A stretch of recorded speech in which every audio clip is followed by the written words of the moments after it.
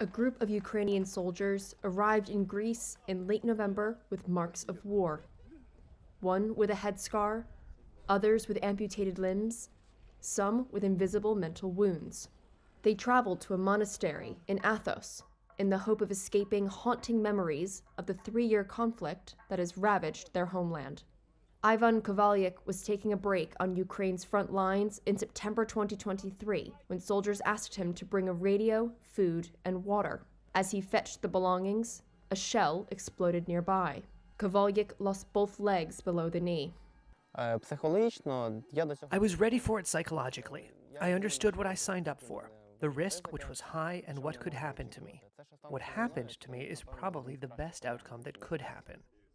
Part of a psychological support program organized by Ukrainian authorities, and over the course of a few days, the soldiers made a pilgrimage to a dozen monasteries on the slopes of Mount Athos. Orest Kvetsky is a Lviv regional official who helped organize the trip. When I visited Athos, I felt God's grace, God's blessing, the greatness of Athos. This is when I had the idea to organize a kind of pilgrimage for our heroes that went through the hell of war, to have a possibility to feel this grace. We understand that God's blessing and God's grace rehabilitates our warrior heroes a lot more than physical or psychological rehabilitation at home. Athos has been a spiritual home of the Orthodox Church since the 10th century. The soldiers took communion shoulder to shoulder in small chapels and made lists of loved ones they wanted to pray for. Between services, they talked and took photos from balconies overlooking the sea.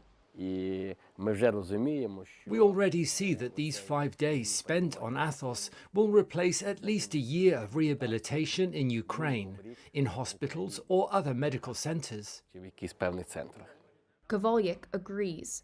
He says the visit, which he plans to repeat, helped him to relieve stress.